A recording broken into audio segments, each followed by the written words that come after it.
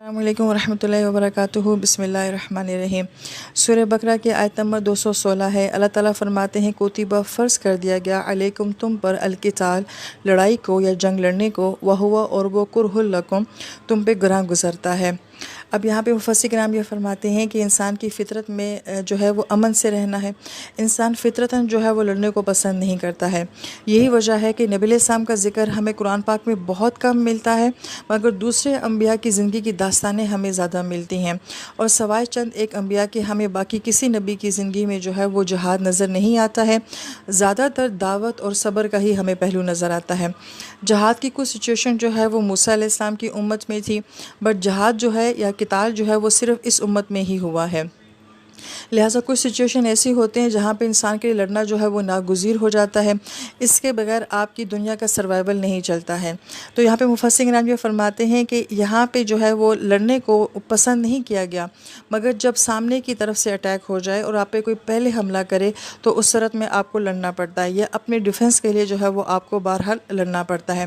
اور ابھی تک کوئی جنگ مسلمانوں کی کافروں کے ساتھ نہیں ہوئی ہے، بدر ابھی تک نہیں ہوا ہے۔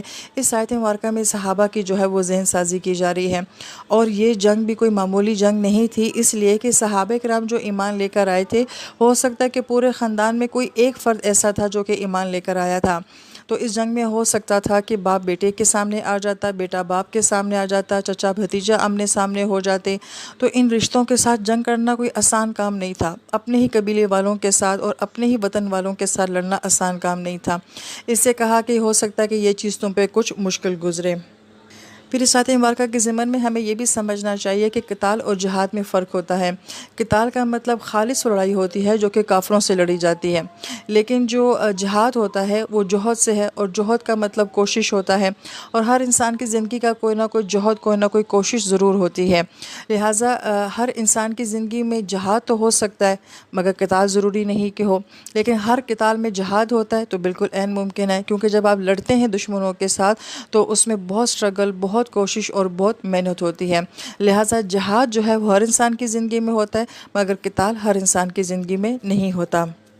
پھر آیت مبارکہ کا اگلا حصہ یہ ہے کہ وَعَسَىٰ اور عین ممکن ہے کہ أَن تَكْرَهُوا شَيْئًا کہ تم کسی چیز کو برا سمجھتے ہو، وَهُوَ خَيْرٌ لَكُمْ لیکن وہ تمہارے لیے بہتر ہو۔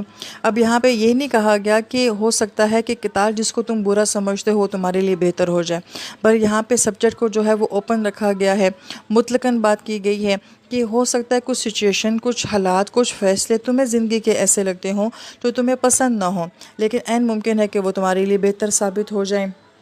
وَعَسَىٰ اور یہ بھی عین ممکن ہے کہ أَن تُحِبُّوا شَيْئًا کہ تم کسی چیز کو پسند کرتے ہو، وَهُوَ شَرٌّ لَكُمْ لیکن وہ تمہارے لیے بری ثابت ہو۔ اب جو آیت مبارکہ میں کرہ کا لفظ آ رہا ہے، یہ ہمیں زندگی میں بہت مختلف طرح سے فیس کرنا پڑتا ہے۔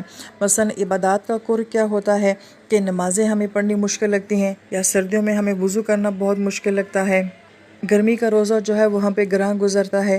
تو یہ عبادات ہو سکتا ہے کہ ہمیں مشکل لگتی ہوں، ہم پہ گراں گزرتی ہوں، مگر وقت ثابت کرے گا، اور یہ ثابت ہوتا بھی ہے کہ یہ عبادات ہمارے لیے بہت بہتر ثابت ہوتی ہیں۔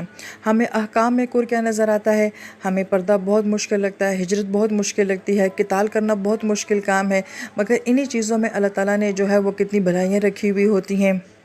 اور حالات کا کرہ کیا ہوتا ہے کہ بعض اوقات اللہ تعالیٰ کسی کو بیٹیاں دیتے ہیں تو ہم یہ کہتے ہیں کہ اللہ تعالیٰ نے ہمیں ہی بیٹیاں کیوں دیں، آپ کہیں رشتہ کرنا چاہتے ہو تو میرا اس سے ہی رشتہ کیوں نہیں ہوا۔